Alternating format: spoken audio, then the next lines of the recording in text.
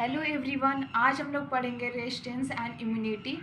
तो बहुत सारे एग्ज़ाम्स में या फिर हमारा जो यूनिवर्सिटी एग्ज़ाम्स होता है नर्सिंग का या फिर किसी भी पैरामेडिकल का, ठीक है, तो उसमें पूछा जाता है, बहुत बार क्वेश्चन पूछा जाता है, इम्यूनिटी रिलेटेड क्वेश्चन पूछा जाता है, टाइप्स ऑफ इम्यूनिटी पूछी जाती है, ठीक है। तो आज हम लोग पढ़ेंगे रेजिस्टेंस एंड इम्यूनिटी। मैं कोशिश करूँगी इस लेक्चर में कंप्लीट कर सकूँ पूरा। अगर नहीं कंप्लीट कर पाई तो मैं इस पर नेक्स्ट लेक्चर बताऊंगी। अगर आप लोग को किसी तरह का डाउट रहता है तो आप लोग कमेंट जरूर कर दीजिएगा, ठीक है। तो मैं स्टार्ट करती हूँ लेक्चर को। सबसे पहले रेजिस्टेंस एंड इम्यूनिटी, इसमें सबसे पहले देखेंगे डेफिनेशन ऑफ इम्यूनिटी। इम्यूनिटी का डेफिनेशन क्या होगा। हम लोगों ने बहुत कोविड टाइम में भी हम लोगों ने बहुत सुना था कि इम्यून सिस्टम स्ट्रांग होना चाहिए, इम्यूनिटी होनी चाहिए, इम्यूनिटी स्ट्रांग होनी चाहिए। तो इम्यूनिटी होती क्या है, तो मैं एक सिंपल भाषा में समझा रही हूँ कि इम्यूनिटी होती है कि आपकी बॉडी में रेजिस्टेंस कितना है। मान लेते हैं कि कोई भी माइक्रो ऑर्गेनिज्म गया, ठीक है, माइक्रो ऑर्गेनिज्म जब किसी के बॉडी में जाता है तो आपकी बॉडी कितनी उसको रोक सकती है, ठीक है। वो गया, वो जाके अंदर कुछ खराबी करेगा तो आपकी बॉडी उसको रोके कि तू कुछ खराबी नहीं कर सकता है अंदर में। तो वो जो क्षमता होती है ना शरीर की, वो जो क्षमता होती है कि बैक्टीरिया कीटाणु जितने भी चीज़ें उनको रोके कि वो डिजीज ना करे, वो कैपेसिटी को, उस क्षमता को हम क्या बोलते हैं, इम्यून सिस्टम बोलते हैं, इम्यूनिटी बोलते हैं, ठीक है। तो यहाँ पे क्या है, resistance occurs in the host. ये रेजिस्टेंस किस में रहती है, होस्ट बॉडी, यानी ह्यूमन बॉडी हो गया है, फिर एनिमल बॉडी होगा, उनकी बॉडी में ये रेजिस्टेंस मतलब किसी भी चीज़ को रोकने की क्षमता होती है against foreign matter. Against foreign matter यानी जो बाहरी चीज़ है, जो हमारी शरीर की चीज़ें नहीं, जो बाहर की चीज़ें हैं, वो बाहर की चीज़ें लिविंग भी हो सकती है, नॉन लिविंग भी हो सकती है। लिविंग में जैसे बैक्टीरिया, वायरस, प्रोटोजोआ, ये सारे लिविंग हो गए। नॉन लिविंग में जैसे डस्ट हो गया, ठीक है, पॉल्यूशन हो गया, इन सारी चीज़ें जो है वो नॉन लिविंग है। लेकिन डस्ट भी हमारे लिए बहुत ज़्यादा एलर्जेंसी काम करता है, एलर्जी हो जाती है, पॉल्यूशन की वजह से फेफड़े की रोग हो जाती है। तो ये सारी चीज़ें भी हमारे अंदर डिजीज कॉज कर सकते हैं। तो इन सब से लड़ने के लिए हमारी बॉडी की जो क्षमता होती है उससे हम बोलते हैं इम्यून सिस्टम। क्या बोलते हैं, इम्यूनिटी या फिर इम्यून सिस्टम, जो कि वैसा सिस्टम जो रोग प्रतिरोधक क्षमता रखता हो, ठीक है, रोग को होने से रोकने वाला, ठीक है। इसमें कौन कौन सी फॉरेन बॉडी में इंक्लूड होते हैं, virus, parasite, bacteria, toxin, pollen grains या फिर पॉल्यूशन, डस्ट, ये सारी चीज़ें इसमें इंक्लूड होती है, ठीक है।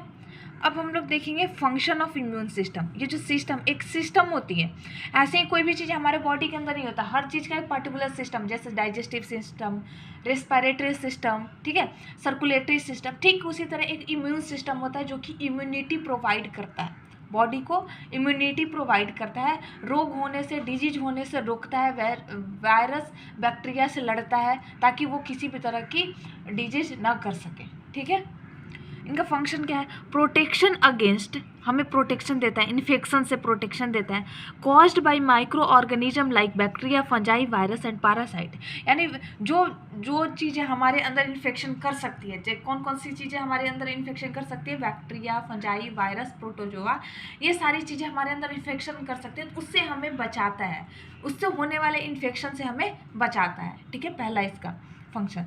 दूसरा, inactivation of non microbial. Non microbial कहने का मतलब वैसी चीज़ें जो माइक्रोब्स ना हो, यानी डस्ट, टॉक्सिन्स, पॉलन ग्रेन्स, ठीक है, ये सारे नॉन माइक्रोबियल हैं, यानी माइक्रोब्स तो है नहीं, ये सारे नॉन लिविंग थिंग्स हैं। तो इनसे भी, इनको भी इनएक्टिवेट कर देता है। अब जैसे मान लेते हैं कि हमारे अंदर हम झाड़ू वाड़ू भी लगाते हैं तो हमारे अंदर डस्ट जाता है, हम ऐसे नॉर्मल भी रोड पे चल रहे हैं तो हमारे अंदर डस्ट जाता है, लेकिन वो कुछ कर नहीं पाता है डस्ट। जब बहुत ज़्यादा अमाउंट में जाता है तब कुछ हमारे बॉडी में उसकी प्रति रिएक्शन होती है, लेकिन ऐसे नॉर्मल हम लोग चल भी रहे हैं तो डस्ट हमारे अंदर जाता है, तो उसको कौन इनएक्टिव कर देता है, वो किसी भी तरीके की एलर्जी हमारे अंदर नहीं कर पाता है, क्योंकि हमारे अंदर इम्यूनिटी होती है जो उस चीज़ को इनएक्टिव कर देता है, उसको उसकी एक्शन को शो होने नहीं देता है, ठीक है। नॉन माइक्रोबियल में क्या क्या चीज़ें आ जाती हैं, एंटीजेंस आ जाते हैं, पॉलन ग्रेन्स आ जाएंगे, डस्ट आ जाएंगे, ठीक है, पॉल्यूशंस, ठीक है, धुएं वगैरह, smoke. Destruction of cancerous cells. Cancerous cell भी एक तरीके की एलर्जेंस की तरह काम करती है। दो चीज़ें होती है इम्यून सिस्टम, जब हम लोग पढ़ेंगे ना तो एलर्जेंस होती है, सॉरी एलर्जेंस मैं बोल रही हूँ, एंटीजन और एंटीबॉडी, ठीक है। इसमें दो चीज़ें आती हैं इम्यून सिस्टम में, एंटीजन और एंटीबॉडी, ठीक है। एंटीजन जो कि डिजीज कॉज करती है, डिजीज कराती है, जैसे बैक्टीरिया, वायरस। एंटीबॉडी जो कि प्रोटेक्शन प्रोवाइड करता है, ठीक है। ये हमारी बॉडी में सुरक्षा कवच की तरह काम करता है। जैसे ही एंटीजन हमारे अंदर गया उसके प्रति एंटीबॉडी बनने लगती है, यानी एक तरीके से दवा के रूप में काम करता है हमारे लिए। एंटीबॉडी बनता है उस एंटीजन से लड़ने के लिए, उस एंटीजन से लड़ने के लिए हमारे शरीर के अंदर एंटीबॉडी बनना शुरू हो जाता है, ठीक है। और ये कैंसरस सेल को भी डिस्ट्रॉय करता है। हमारा इम्यून सिस्टम जो इतनी स्ट्रांग होती है कि कैंसरस सेल को भी डिस्ट्रॉय करती है, लेकिन काफ़ी जिसकी वीक इम्यून सिस्टम हो जाती है उसे ही कैंसर सेल्स अफेक्ट करता है, ठीक है। अब यहाँ पे देखिए, when antigen इंटर्स the body immune response, अगर हमारे अंदर किसी भी शरीर के अंदर अगर एंटीजन इंटर कर गया, एंटीजन अभी मैंने बताया था कि जो चीज़ें डिजीज कॉज कर सकती हैं, ठीक है, जैसे बैक्टीरिया, वायरस, ठीक है, वायरसेस, इटीसी, मतलब जो भी चीज़ें डिजीज कॉज कर सकते हैं उसे बोलते हैं एंटीजन। जब एंटीजन किसी भी बॉडी के अंदर इंटर कर जाता है तो कितने तरह की इम्यून रिस्पॉन्स हो सकती है? 2 तरह की इम्यून रिस्पॉन्स। इम्यून रिस्पॉन्स कहने का मतलब समझिए इसको कि जब एंटीजन इंटर कर गया, ठीक है, बॉडी के अंदर इंटर कर गया तो हमारी बॉडी उसके प्रति क्या रिस्पॉन्स करेगी, क्या जवाब देगी, ठीक है। अगर सपोज मान लीजिए किसी घर चोर घुस गया, ठीक है, और मतलब कुछ ऐसे व्यक्ति घुस गया जो कि हमारे घर वालों में से नहीं है, कोई बाहर का है, ठीक है, तो हमारी भी तो रिस्पॉन्स होती है ना, हम उसके प्रति या तो उसको भगाते हैं या फिर उसे बैठाते हैं या फिर उसे पानी देते हैं, जो भी चीज़ है, तो हम क्या रिस्पॉन्स दे रहे हैं, ठीक है। तो कितने तरह का रिस्पॉन्स आता है? 2 तरह का रिस्पॉन्स आता है, इफेक्टर रिस्पॉन्स और मेमोरी रिस्पॉन्स, ठीक है। जैसे ही इम्यून सिस्टम में वो गया, जैसे ही बॉडी के अंदर एंटीजन गया तो वो सीधे इम्यून सिस्टम उसे कोशिश करता है कि उसे बाहर निकाल दे, एलिमिनेट कर दे, बाहर निकाल दे, उसे ख़त्म कर दे, ठीक है। जैसे एंटीजन, कोई भी एंटीजन बॉडी के अंदर गया तो वैसे ही हमारा इम्यून सिस्टम कोशिश करता है कि उसे हम बाहर निकाल दें, उसे ख़त्म कर दें, ठीक है। दूसरी रिस्पॉन्स क्या होती है? Memory response. मेमोरी रिस्पॉन्स क्या होती है कि एक बार कोई एंटीजन गया, जैसे साल्मोनेला टाइफी जो है वो हमारे अंदर, टाइफाइड वाला जो बैक्टीरिया वो हमारे अंदर गया, ठीक है, पहली बार गया तो हमारी बॉडी क्या करती है, उसके लिए एंटीबॉडी बनाना शुरू कर देती है। एंटीबॉडी यानी उस बैक्टीरिया को किल करने के लिए होती है, हमारी बॉडी बनाती है। एंटीबॉडी कौन बनाता है? हमारी बॉडी बनाती है। जो भी बैक्टीरिया जाता है या वायरस जाता है उसको किल करने के लिए बनाती है। तो पहली बार जब गया बैक्टीरिया, कोई पार्टिकुलर साल्मोनेला टाइफी का मैं एग्जांपल ले रही हूँ यहाँ पे, तो जब वो गया बॉडी के अंदर, ठीक है, तो एंटीबॉडी बन जाता है, हमारे बॉडी के अंदर एंटीबॉडी बन जाता है। जब वही बैक्टीरिया दूसरी बार गया तो उसका इफेक्ट ज़्यादा शो करेगा, क्योंकि हमारा बॉडी पहले से ही जानता है कि ये पहले भी आ चुका है, इसके लिए हमारे पास एंटीबॉडी है। वो एंटीबॉडी डायरेक्ट अटैक करना शुरू कर देता है, मतलब रिस्पॉन्स इतनी जल्दी देगा ना। पहली बार बैक्टीरिया जाता था, हमारी बॉडी उतनी जल्दी रिस्पॉन्स नहीं करती, पहले उसको सोचती है, समझती है, अच्छा है कौन सी बैक्टीरिया है, क्या एंटीबॉडी बनानी है, ठीक है। लेकिन जब वही बैक्टीरिया दूसरी बार जाता है तो उसे पता होता है कि अरे ये तो पहले भी आया था, यही एंटीबॉडी चाहिए, एंटीबॉडी पहले से ही प्रेजेंट रहती है, वो तुरंत अटैक करता है, तो मतलब इंस्टेंट रिस्पॉन्स देता है, ठीक है, बहुत फास्ट रिस्पॉन्स मिलता है इसमें, ठीक है। मेमोरी बन जाती है उसके प्रति, उस बॉडी के अंदर मेमोरी बन जाती है। तो सेम एंटीजन अटैक अगेन, अगर same antigen second time attack करता है तो स्ट्रॉन्ग रिस्पॉन्स प्रोड्यूस होता है, क्योंकि पहले से भी एंटीबॉडी रहता है, बहुत तेज़ी से रिस्पॉन्स प्रोड्यूस होता है, उसको हम लोग बोलते हैं मेमोरी रिस्पॉन्स, ठीक है। अब यहाँ एक छोटा सा मैंने डायग्राम के थ्रू, एक फ्लो चार्ट के थ्रू आपको समझाने की कोशिश करी है। जैसे मान लेते हैं कि ये किसी की बॉडी हो गई, ठीक है, ये किसी की बॉडी हो गई, यहाँ पे पहली बार फर्स्ट टाइम कोई एंटीजेंस गया, ठीक है, फर्स्ट टाइम यहाँ पे कोई एंटीजन गया, यहाँ पे जब फर्स्ट टाइम एंटीजन गया तो यहाँ पे क्या, ग्रीन वाले हिस्से क्या मैंने क्या बनाया है, एंटीबॉडी। जब पहली बार गया तो हमारी बॉडी एंटीबॉडी बना दी ताकि उस बैक्टीरिया वायरस को किल कर सके, एक तरीके से हमारी बॉडी की खुद की दवा है, ठीक है, मेडिसिन है, वो एंटीबॉडी बना दी और वहाँ पे ये बैक्टीरिया मर गया, ख़त्म हो गया, ठीक है, पहली बार जो गया था। लेकिन कुछ भी एंटीबॉडी उसमें बचा रह गया, कुछ एंटीबॉडी शरीर के अंदर उसी तरह पड़ा रह गया, बचा रह गया, क्योंकि एक्स्ट्रा बन गया था, ठीक है। फॉर्म बाई एंटीबॉडी हमारे इम्यून सिस्टम के द्वारा बनाया जाता है। This antibody remains for life time, हमारे शरीर में लाइफ टाइम के लिए वो एंटीबॉडी रहती है, ठीक है। अगर एक बार कोई बैक्टीरिया चला गया, उसका एंटीबॉडी बना है, तो एंटीबॉडी लाइफ टाइम के लिए हमारे शरीर के अंदर रहेगा। जब सेम बैक्टीरिया, सेम एंटीजन वो फिर से अटैक कर रहा है, अगर हमारी बॉडी में फिर से अटैक कर रहा है, तो ये जो इम्यून एंटीबॉडी जो बचा हुआ था ना, वो ईजिली अटैक कर देगा, बहुत तेज़ी से अटैक करेगा, क्योंकि उसे पता है कि यही एंटीजन पहले भी आया था जिसके लिए एंटीबॉडी चाहिए था, और एंटीबॉडी पहले से प्रेजेंट है उसके पास, तो तुरंत अटैक करता है, जिसको हम लोग बोलते हैं मेमोरी रिस्पॉन्स, अभी जैसा कि मैंने बताया था, ठीक है। दिस एंटीबॉडी जो कि प्रेजेंट है पहले से, strongly attack against the antigen and kill it, ठीक है। उस पर स्ट्रांगली, बहुत स्ट्रांगली अटैक करता है, बहुत फास्ट अटैक करता है, ठीक है, क्योंकि पहले से ही उसके लिए हमारे शरीर में एंटीबॉडी प्रेजेंट रहता है, ठीक है। समझ आई? अगर आपको समझ आ रही हो तो चैनल को लाइक एंड सब्सक्राइब जरूर कीजिएगा, ठीक है। अब हम लोग आते हैं क्लासिफिकेशन ऑफ इम्यूनिटी, ठीक है। ये काफ़ी ज़्यादा पूछी जाने वाली क्वेश्चन है, ठीक है। क्लासिफिकेशन ऑफ इम्यूनिटी, अब तक हम लोग इम्यूनिटी होता क्या है, कौन सी रिस्पॉन्स होती है, वो सारी चीज़ें हम लोगों ने पढ़ी। अब हम लोग पढ़ेंगे क्लासिफिकेशन ऑफ इम्यूनिटी, ठीक है। तो इम्यूनिटी को हम दो पार्ट में क्लासीफाई करते हैं, इनैट इम्यूनिटी, ठीक है, एंड एक्वायर्ड इम्यूनिटी, ठीक है। इनैट इम्यूनिटी बस थोड़ा सा समझिए कि जो हमें बर्थ से, जन्म से इम्यूनिटी मिलती है, ठीक है। आपने कभी कभी देखा हो किसी बच्चे को बहुत जल्दी सर्दी जुकाम हो जाता है, किसी बच्चों को जल्दी नहीं होता है, तो उसको जन्म से वैसी इम्यूनिटी मिली हुई है कि वो स्ट्रांग है इम्यूनिटी में, कोई थोड़ी कमज़ोर होता है इम्यूनिटी में, ठीक है। तो जो हमें जन्म से इम्यूनिटी मिल जाती है उससे हम लोग बोलते हैं इनैट इम्यूनिटी, ठीक है। और नॉन स्पेसिफिक होता है, ये नॉन स्पेसिफिक कहने का मतलब किसी पार्टिकुलर बैक्टीरिया के लिए नहीं होगा कि साल्मोनेला टाइफी आएगा तो इस पर ये अटैक करेगा, नहीं। इनैट इम्यूनिटी सबके लिए होता है, कोई भी वायरस चला जाए, कोई भी बैक्टीरिया चला जाए, कोई भी कुछ भी फॉरेन ऑर्गेनिज्म चला जाए, ये उस पर अटैक कर देगा, ठीक है। इनैट इम्यूनिटी वो होती है, नॉन स्पेसिफिक होता है, जन्म से आता है। समझ आ रही है? ठीक है।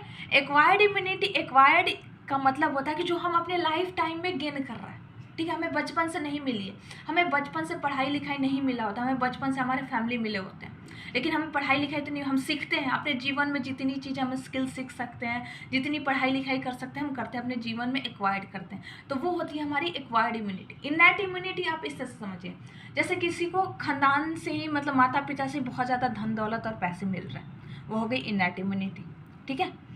एक्वायर्ड इम्यूनिटी हो गई कि वो बंदा अब खुद कमा रहा है, ठीक है, वो अपनी स्किल डेवलप कर रही है, वो अपनी पढ़ाई कर रही है और अपने जीवन में खूब कमा रहा है, तो हो गई एक्वायर्ड इम्यूनिटी, ठीक है। समझ आ रही है इस एग्जाम्पल से? अब एक्वायर्ड इम्यूनिटी स्पेसिफिक होती है। अब कोई बंदा अगर उसको पुश्तैनी नहीं मिला हो, जगह ज़मीन जितने धन दौलत है, वो कोई भी स्किल सीख रहा है तो कोई स्पेसिफिक स्किल से कमाएगा। कोई इंजीनियरिंग किया तो इंजीनियरिंग करेगा, कोई मेडिकल किया तो मेडिकल फील्ड से कमाएगा, वो सारी फील्ड में घुस के तो नहीं कमाना शुरू कर देगा। तो ये स्पेसिफिक इम्यूनिटी होती है। स्पेसिफिक कहने का मतलब कि जो बैक्टीरिया इस पर अटैक करेगा उसी के लिए इम्यूनिटी प्रोवाइड करेगा, ठीक है, सबके लिए नहीं। साल्मोनेला टाइफी के लिए कर सकता है तो उसी के लिए करेगा, सबके लिए नहीं, ठीक है। स्पेसिफिक होता है। ये होता है एक्टिव इम्यूनिटी होती है और इसमें पैसिव इम्यूनिटी, दो तरह की इम्यूनिटी होती है, एक्टिव इम्यूनिटी और पैसिव इम्यूनिटी, मैं आगे बताऊंगी, ठीक है। अब यहाँ से हम लोग स्टार्ट करते हैं इनैट इम्यूनिटी, ठीक है। अभी मैंने बताया कि इनैट इम्यूनिटी एक तरीके की नेचुरल इम्यूनिटी है और ये बाई बर्थ आती है, ठीक है, बाई बर्थ, जन्म के साथ। यहाँ पे लिखा है मैंने, सिंस बर्थ, जन्म से ही प्रेजेंट होता है और नेचुरल होता है, ये कोई आर्टिफिशियल नहीं होता, ये बचपन से ही नेचुरली प्रेजेंट होता है, जन्म लेता है बच्चा तभी। Non specific type of defence, non specific कहने का मतलब कि कोई भी बैक्टीरिया, वायरस, प्रोटोजोआ कुछ भी जाए उसके प्रति ये हमें बचाता है, प्रोटेक्शन प्रोवाइड करता है। स्पेसिफिक नहीं है कि ये बैक्टीरिया आएगा तो तब मैं काम करूंगा, ये बैक्टीरिया आएगा तो मैं काम नहीं करूंगा, ये सबके लिए एक बराबर से काम करता है, ठीक है। ये होती है हमारी इनैट इम्यूनिटी, ठीक है।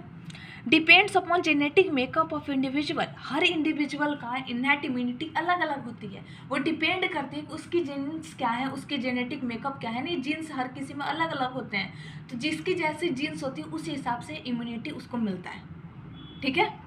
समझ आई? अब इनैट इम्यूनिटी जो है, अब यहाँ देखिए, जो इनैट इम्यूनिटी है वो डिफेंस प्रोवाइड करता है, ठीक है, हमें सुरक्षा देता है। कितने तरीके से? चार तरीके से वो हमें सुरक्षा देता है। पहला फिजिकल बैरियर है, याद रखिएगा, ये सारे क्वेश्चंस अगर आते हैं तो हमें आंसर के रूप में लिखना पड़ता है।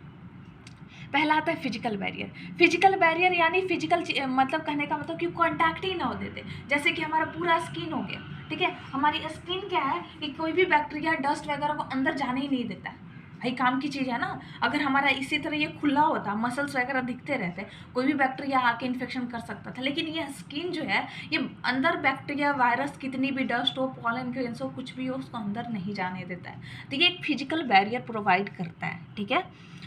स्किन ऑन आवर बॉडी, हमारे बॉडी पे जो स्किन्स होते हैं मेन बैरियर होते हैं, सबसे ये मेन बैरियर होता है क्योंकि बहुत ज़्यादा प्रोटेक्शन प्रोवाइड करता है, ठीक है। Which prevents entry of micro organism, micro organism के एंट्री से ही हमें बचाता है, ठीक है, समझ आई।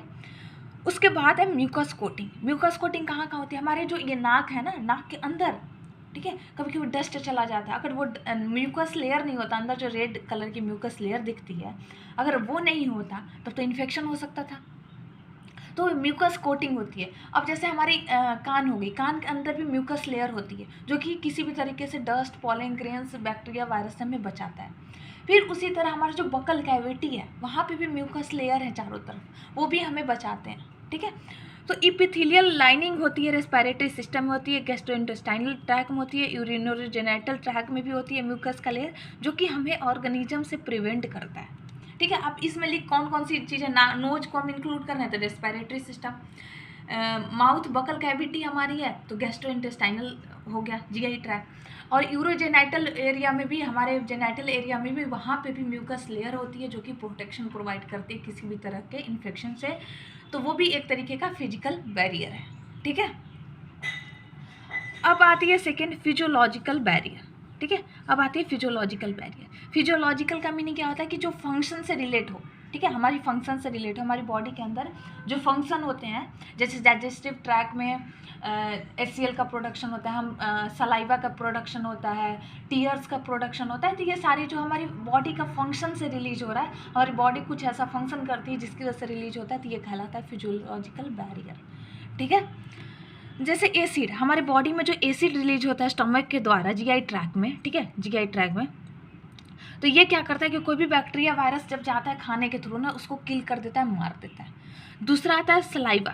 बहुत बार हम जो चीज़ें खाते हैं तो हमारे मुंह में, बकल कैविटी में वो किल हो जाता है, ख़त्म हो जाता है, क्योंकि वहाँ पे सलाइवा में क्या होता है, लाइसोजाइम होता है, जो कि बैक्टीरिया, वायरस, किसी भी फॉरेन एंटीजन को वो किल कर देता है, ठीक है। तीसरा है टीयर्स। हमारी आंखों से जो आंसू निकलते हैं वो एक तरीके के फ़ायदेमंद चीज़ होते हैं, ठीक है। वैसा नहीं कि रोना बहुत अच्छी बात है, लेकिन जो टीयर्स होते हैं ना, वो हमारे लिए एक तरीके का प्रोटेक्शन का काम करते हैं, माइक्रोबियल ग्रोथ से प्रिवेंट करते हैं। अगर वहाँ पे कोई भी माइक्रोब्स वगैरह है ना, उसको ग्रोथ नहीं होने देंगे उसका, ठीक है। तो एक तरीके से हमें ये प्रोटेक्शन की तरह काम करते हैं, ठीक है। अब आता है सेलुलर बैरियर, ठीक है। सेलुलर बैरियर सेल लेवल पे, ठीक है, जैसे कि WBC, ठीक है, white blood cell, leucocytes, neutrophils, polymorpho nucleo leucocytes एक होती है कि ये भी हमें प्रोटेक्शन प्रोवाइड करता है, मोनोसाइट, लिम्फोसाइट, मैक्रोफेजेज। मैक्रोफेजेज जो होता है किसी भी एंटीजन को इनगल्फ कर लेता है, खा जाता है, ठीक है। तो ये सारी चीज़ें जो सारे सेल्स हैं ना, जब इन्फ्लामेशन हो जाती है, कहीं चोट लग जाता है, कहीं पे कट जाता है, तब ये सारी चीज़ें काम आती है, ठीक है। ये सारे सेल्स वहाँ पे अटैक करते हैं, जितने भी एंटीजन होंगे, जितने भी बाहर से कहीं कट गया तो वहाँ पे बाहर की बैक्टीरिया, वायरस आ जाते हैं, तो वहाँ पे ये सारी सेल्स जाके अटैक करती हैं और वहाँ पे फर्दर इन्फेक्शन होने से बचाती हैं, ठीक है। ये सेलुलर बैरियर हो गया। अब आती है साइटोकाइनिन बैरियर। ये एक ऐसी बैरियर है कि किसी सेल पे, मान लेते हैं कोई सेल है, उस पर कोई वायरस अटैक किया, ठीक है। अब ये मरते मरते टाइम ये सेल क्या करता है ना, वायरस अटैक करती है, ये सेल मरने वाला है, मरते टाइम ये क्या करता है कि एक ऐसी चीज़ रिलीज कर देता है ताकि इसको, ये अपने आसपास पड़ोसियों को बचा सके। समझ रहे हो कहने का मतलब? अब तो ये मर रहा है, वायरस इस पर अटैक कर दिया, मरेगा, लेकिन मरने से पहले एक ये प्रोटीन रिलीज कर देता है जिसको बोलते हैं इंटरफेरॉन्स। वो इंटरफेरॉन्स क्या करता है कि जो अदर सेल्स हैं ना, जो अदर हेल्दी सेल्स हैं, उनको बचा लेता है, उनको इस वायरस से अटैक होने से बचा लेता है, उनको प्रोटेक्ट कर देता है। समझ आ रही है? कितना बढ़िया काम कर रहा है भाई, मर तो रहा है, अब तो बचेगा नहीं, लेकिन उससे पहले वो एक अच्छा काम करके जा रहा है। समझ रहे हैं? प्रोटेक्शन प्रोवाइड कर देता है वायरल इन्फेक्शन से। जो सेल हेल्दी हैं, नॉन इन्फेक्टेड सेल्स हैं, उनको प्रोवाइड कर देता है कि ताकि वो, उनको किसी भी तरह की वायरस से कोई अटैक ना हो सके, बैरियर प्रोवाइड कर देता है। और क्या रिलीज करता है? इंटरफेरॉन्स, ठीक है। अब नेक्स्ट हम लोग पढ़ने वाले हैं एक्वायर्ड इम्यूनिटी। आई थिंक आप लोगों को इनैट इम्यूनिटी समझ आई होगी, मैंने बहुत अच्छी तरीके से समझाने की कोशिश करी है। फिर भी अगर आपको किसी तरह का डाउट होगा तो आप कमेंट करके ज़रूर पूछ लीजिएगा, ठीक है। और अच्छा लगे तो प्लीज़ चैनल को लाइक एंड सब्सक्राइब भी कीजिएगा, ठीक है। तो एक्वायर्ड इम्यूनिटी क्या होती है? स्पेसिफिक इम्यूनिटी होती है। स्पेसिफिक इम्यूनिटी कहने का मतलब कि ये किसी खास बैक्टीरिया के लिए काम करेगा, खास वायरस के लिए काम करेगा, ये सबके लिए काम नहीं करेगा, ठीक है। कोई पार्टिकुलर बैक्टीरिया आया तब ये काम करेगा, ठीक है। तो ये स्पेसिफिक होता है। डेफिनेशन इसका, acquired immunity is developed by body after an attack जब इस अब वो था कि हमें बाई बर्थ से मिला है, ठीक है, लेकिन इसमें क्या है कि जब हमारी शरीर पे, ये हमारा शरीर हो गया, समझ लीजिए बॉडी हो गया, ठीक है, इस पर कोई बैक्टीरिया अटैक किया, बैक्टीरिया कौन सा, मान लेते कोई टाइफी बैक्टीरिया, साल्मोनेला टाइफी, ठीक है, साल्मोनेला टाइफी अटैक किया, तो ये क्या करेगा, एंटीबॉडी बना लेगा, अभी जैसा कि मैंने पीछे बताया, ठीक है, एंटीबॉडी बना लेगा। अब वो उस एंटीबॉडी के अगेंस्ट वो काम करेगा, ठीक है, वो पर्टिकुलर बैक्टीरिया के लिए बस काम करेगा वो, ठीक है, सारे बैक्टीरिया के लिए काम नहीं करेगा। जब तो ये कब डेवलप होते हैं एक्वायर्ड इम्यूनिटी, जब किसी भी तरह की बैक्टीरिया के साथ इसका सामना होता है, ठीक है, जब इसकी बैक्टीरिया के साथ मुठभेड़ होती है ना, जब इसके साथ अटैक करता है बॉडी पे, कोई बैक्टीरिया अटैक करता है, तब जाके ये इम्यूनिटी डेवलप होती है।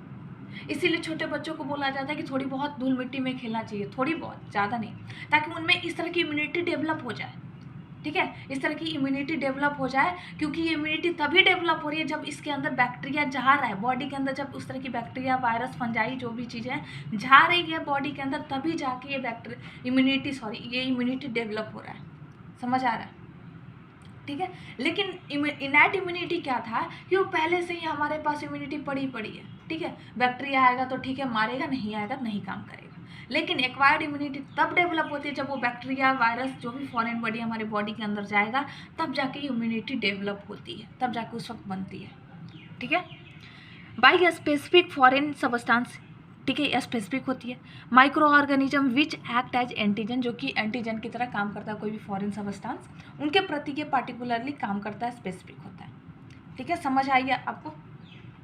मेन डिफरेंस मैंने बताया कि ये तभी इम्यूनिटी डेवलप होगा जब बैक्टीरिया, वायरस जाएगा, कोई भी फॉरेन बॉडी जब अटैक करेगा हमारी बॉडी पे, लेकिन इनैट इम्यूनिटी बाई बर्थ होता है। दूसरा, इनैट इम्यूनिटी जो होती है वो सबके लिए होती है, नॉन स्पेसिफिक होती है, और ये क्या होता है, स्पेसिफिक होता है, ठीक है, ये क्या होता है, स्पेसिफिक होता है, ठीक है। अब इसकी क्लासिफिकेशन दो थी, एक्टिव इम्यूनिटी और पैसिव इम्यूनिटी, ठीक है। अब एक्टिव इम्यूनिटी को भी दो टाइप में डिवाइड किया गया है, टी सेल्स आता है और बी सेल्स आता है, सेल मेडिकेटेड इम्यूनिटी और ह्यूमरल मेडिएटेड इम्यूनिटी, ठीक है, बी लिम्फोसाइट्स और टी लिम्फोसाइट्स, टी सेल्स भी लिख दिया या फिर टी लिम्फोसाइट्स। अभी हम लोगों ने पढ़ा था लिम्फोसाइट्स क्या करता है, सेलुलर बैरियर में अभी हम लोगों ने पढ़ा कि लिम्फोसाइट्स एक तरीके की बैरियर प्रोवाइड करता है, प्रोटेक्शन प्रोवाइड करता है। इसके बारे में नेक्स्ट लेक्चर में बताऊंगी कि ये किस तरीके से काम करता है हमारी बॉडी पे, ठीक है। उससे पहले इसकी डेफिनेशन देख लेते हैं। एक्टिव इम्यूनिटी बहुत स्लो एक्ट करता है, it develops due to direct encounter with antigen, ठीक है, ये कब डेवलप होती है, जब हमारे शरीर पे एंटीजन अटैक करता है, डायरेक्टली अटैक करता है, तब जाके ये इम्यूनिटी काम करती है, ठीक है, तो इसलिए ये स्लो होती है। Cell involve helper T cells और बी सेल्स दोनों इसमें इन्वॉल्व होते हैं, इसीलिए इसको टू टाइप में डिवाइड कर दिया गया है, एक्टिव को दो टाइप में, सेल और ह्यूमरल में, टी लिम्फोसाइट्स और बी लिम्फोसाइट्स इसमें इन्वॉल्व होते हैं। इसकी एग्जांपल क्या है, एक्टिव इम्यूनाइजेशन। एक्टिव इम्यूनाइजेशन कहने का मतलब हो गया कि हम जो इम्यूनाइजेशन देते हैं ना, तो इम्यूनाइजेशन क्या टाइप होता है, ठीक है, जो वैक्सीन हम दे रहे हैं उसमें अगर हम बैक्टीरिया को हीट किल करके दे रहे हैं, यानी बैक्टीरिया अभी पूरी तरह से मरी नहीं है, ठीक है, लाइव एटेन्यूएटेड बैक्टीरिया होती है कि हम जिंदा बैक्टीरिया उसको देती है शरीर के अंदर, अब वो एंटीबॉडी बना के रख लेगा पहले से ही, ठीक है। तो एक्टिव इम्यूनाइजेशन में क्या करते हैं कि हम माइक्रोब्स जो भी हम देते हैं ना बॉडी के अंदर इंजेक्ट करते हैं, वो क्या होती है कि वो जिंदा रहता है, ठीक है, वो मरा हुआ नहीं रहता है, और वो जब हम जिंदा देते हैं ना तो उस एंटीजन के प्रति हमारा बॉडी एंटीबॉडी बना के पहले से रख लेगा, मेमोरी रिस्पॉन्स, याद कीजिए, मेमोरी सेल्स के रूप में उससे एंटीबॉडी को बना के वो रख लेगा, ताकि अगर कभी बाद में वही एंटीजन आए तो उस पर वो अटैक कर सके, ठीक है। और ये स्लो होता है, क्या होता है, स्लो होता है। दूसरा होती है पैसिव इम्यूनाइजेशन। पैसिव इम्यूनाइजेशन समझ आ रही होगी, ये फास्ट एक्टिंग होता है, बहुत तेज़ी से काम करता है, क्योंकि हम इसमें डायरेक्टली बाहर से एंटीबॉडी दे देते हैं, बाहर से हम डायरेक्ट एंटीबॉडी शरीर में इंजेक्ट करा देते हैं। जैसे मान लेते हैं सांप काट लिया, ठीक है, तो हम बाहर से डायरेक्ट वेनम दे देते हैं, एंटी वेनम दे देते हैं, डायरेक्ट वो तुरंत काम कर जाता है, ठीक है, पहले से हमें कुछ ऐसा देने की ज़रूरत नहीं है, तुरंत दे देते हैं, तुरंत काम कर जाता है, तो वो है पैसिव इम्यूनाइजेशन। क्या है, पैसिव इम्यूनाइजेशन है, ठीक है। It acquires without encounter with antigen, इसमें कोई ज़रूर नहीं है कि वो एंटीजन के साथ इनकाउंटर करे, उसके साथ इनकाउंटर करे तभी ये डेवलप होगा। रेडीमेड हम एंटीबॉडी डायरेक्टली दे देते हैं बॉडी के अंदर, जैसे मदर मिल्क, हाँ, बच्चा पीता है, मदर मिल्क में क्या होता है, IgA एंटीबॉडी होता है, उसको डायरेक्ट मिल जाता है, उसकी बॉडी को बनाने की ज़रूरत ही नहीं है एंटीबॉडी को, ठीक है, तो उसे डायरेक्ट मिल जाता है, तो ये कहलाता है पैसिव इम्यूनिटी, ठीक है। पैसिव इम्यूनाइजेशन हो गया, पैसिव इम्यूनाइजेशन में हम डायरेक्ट जो एंटीबॉडी, एंटीडॉट वगैरह दे देता है, एंटीवेनम, ठीक है, एंटीवेनम क्या हो गया, ये जो हम सांप वगैरह काट लेता है उसमें हम देते हैं, तो ये डायरेक्ट देते हैं और तुरंत काम कर जाता है, तो ये फास्ट एक्टिंग होता है, ठीक है। और इसमें हमारी बॉडी इन्वॉल्व नहीं होता कि एंटीजन आएगा, एंटीबॉडी बनाएगा, तब जाके ये काम करेगा, ठीक है। इसमें हम बाहर से ही एंटीबॉडी दे देते हैं, लो तुरंत काम करो, फास्ट एक्टिंग करता है, ठीक है। तो आज के लिए बस इतना ही। अगर आपको ये लेक्चर और नोट्स पसंद आई होगी तो प्लीज़ चैनल को लाइक एंड सब्सक्राइब करें। Thank you very much.